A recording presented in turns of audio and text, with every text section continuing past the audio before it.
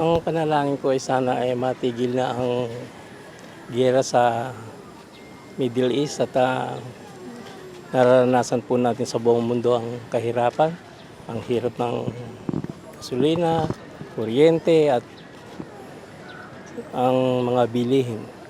Sina natin ang ating Panginoon na sa gitna ng kaguluhan.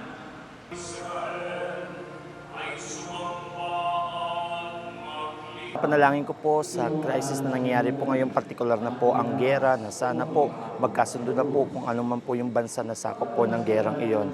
Dahil ang gerang iyon ay hindi lang mismo sa isang bansa na apektuhan, maging sa buong mundo.